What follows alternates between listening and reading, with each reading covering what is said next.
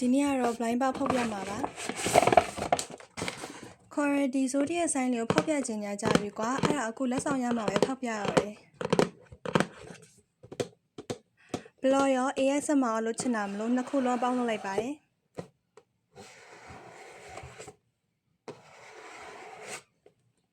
ကြောက်ပြန်လာပြီးလိုက်တာဆိုတော့လေလက်မှာ correction ရရင်ပင်ညာတောင်မှသတိမထားမိဘူးဘာလို့ကျင်လဲဆိုတော့ဖြစ်နိုင်ရင်12ရောက်လုံးအကုန်လုံးကျင်ပါတယ်ခေါ်ရရဲ့ zodiac sign ဟာ Libra ဆိုတော့ Libra လေးလိုချင်တယ်ပြီးတော့ boyfriend sign ဖြစ်တဲ့ Sagittarius လေးကိုလည်းလိုချင်တယ်ကျန်တာလေးတွေလည်းအကုန်လုံးတော့ထားပေမဲ့ခေါ်ရကတော့အဲ့နှစ်ခုပို့ပြီးလိုချင်ပါတယ်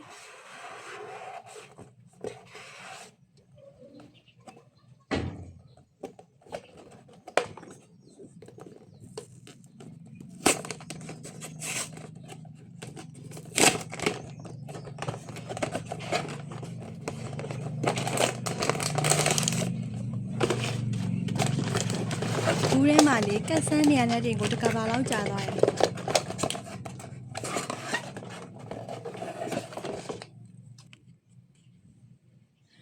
ကတ်ကိုကြည့်လိုက်တော့လေဒီလားခေါ်ရရဲ့ sign လည်းမဟုတ်ဘူး boyfriend sign လည်းမဟုတ်ဘူးဒီလားလူကောင်း sign ဖြစ်နေပါတယ်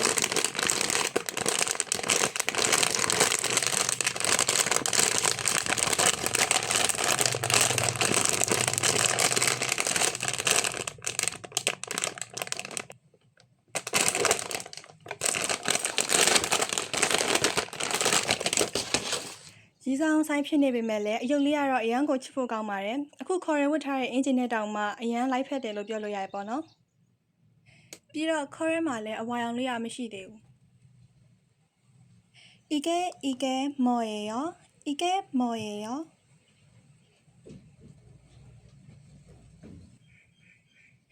သူ့ရဲ့မျက်လုံးလေးကလေပြူးပြူးလေးနဲ့ချစ်စရာလေးတည်လာပြီးတော့အနက်ကလည်းမှုေးဤနေရပဲပြီးတော့လေဘူးစုကျူအဲ့ဒီခြေထောက်သေးသေးလေးနဲ့လက်သေးသေးလေးကလည်းပါသေးတာအစအဲ့ဒါမမြင်မိဘူး